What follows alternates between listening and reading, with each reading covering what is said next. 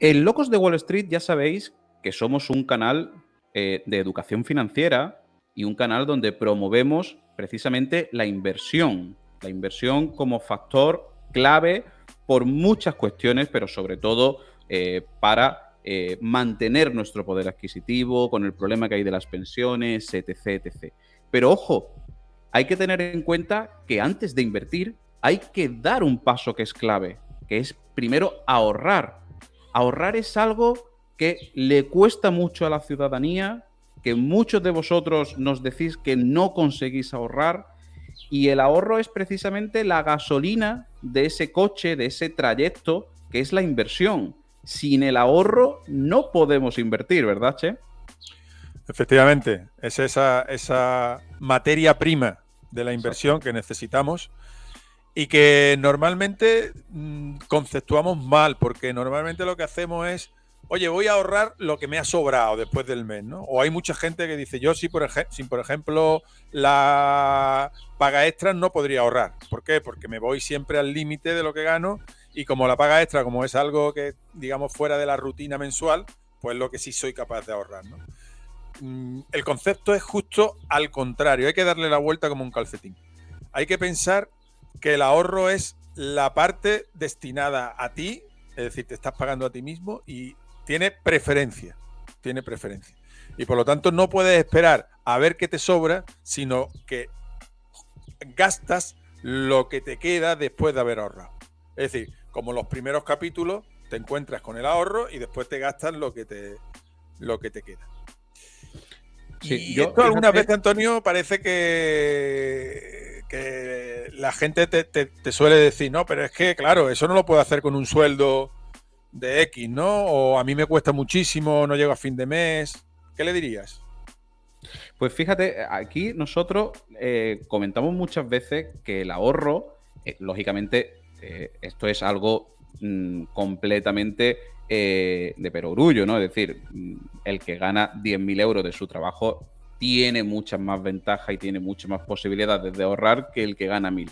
Pero aún así, siempre se puede ahorrar, ¿vale? Siempre, siempre. Y la inversión, eso es lo bueno que tiene. Cuando tú ahorras y después inviertes, como tenemos la capitalización compuesta, que es la séptima maravilla, siempre te va a permitir ese ahorro, por mínimo que sea, invertir. Pero como estaba diciendo Che, pensamos que el ahorro es algo complejo y el ahorro tiene un factor psicológico muy, muy importante. Precisamente la gráfica que aquí os ponemos a la derecha, fijaros cómo muestra desde el año 2007 en adelante, y precisamente es la tasa de ahorro de los hogares, es decir, el porcentaje con respecto a sus ingresos que los hogares medios en España ahorraron.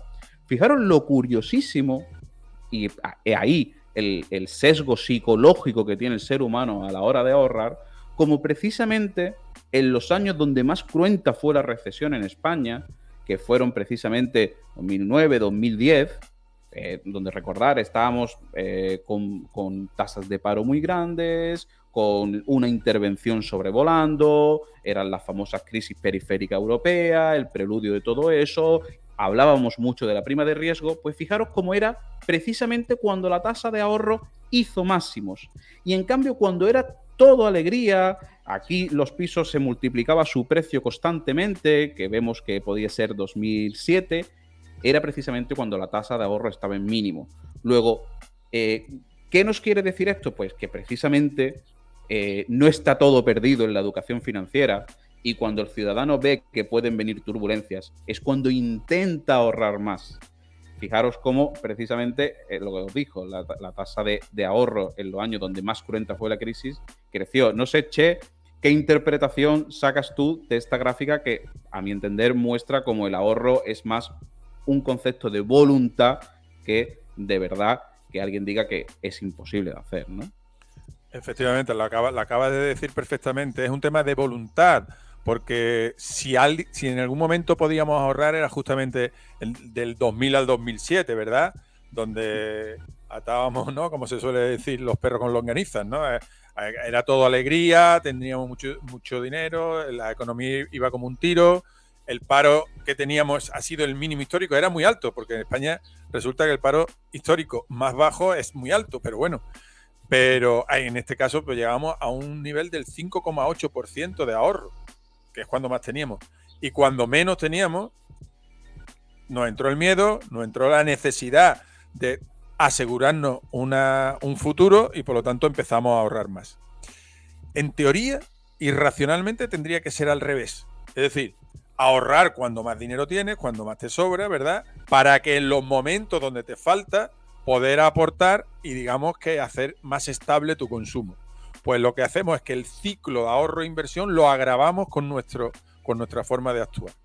Bueno, esto lo único que te dice es que no colocamos el ahorro en su lugar, que es previo al consumo, como acabamos de decir. Renta menos ahorro igual al consumo que te queda por hacer. Cada uno, hombre, tendrá, como tú bien dices, no todo el mundo puede ahorrar lo mismo. De hecho, el caso del que poníamos en otro vídeo del jugador de baloncesto, pues lógicamente va a poder ahorrar más. También es verdad que tiene una vida profesional más corta. Entonces, bueno, todo esto también influye, ¿no? Yo creo que os tenéis que quedar con estos conceptos del ahorro, que son básicos. Yo me quedo, por hacer una especie de resumen, primero, con que te tienes que pagar a ti mismo. Pensadlo eso. Esa es una frase muy fuerte. Nos tiramos todo el mes trabajando, despertador, cumpliendo nuestras normas, yendo al trabajo, esforzándonos para que después, cuando nos den nuestro salario, paguemos todos los conceptos menos nosotros mismos. Eso es lo primero.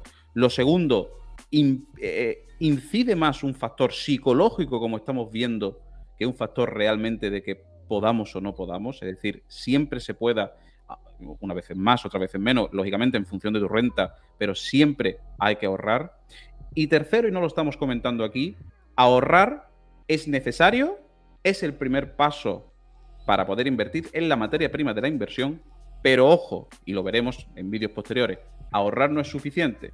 Ahorrar está bien, pero si no cumplimentamos con la segunda parte, que es invertir ese ahorro, vendrá el enemigo silencioso de la inflación y nos mermará ese esfuerzo que hemos hecho ahorrar. Pero bueno, eso será cuestión de otra píldora. Así que vamos a ahorrarnos seguir continuando con la exposición y de verdad que este punto del ahorro es clave en una buena educación financiera y en una buena salud financiera de todos vosotros. Así que, Che, si te parece, nos emplazamos ya a otra píldora que ya hemos hablado de un concepto muy clave como es el ahorro.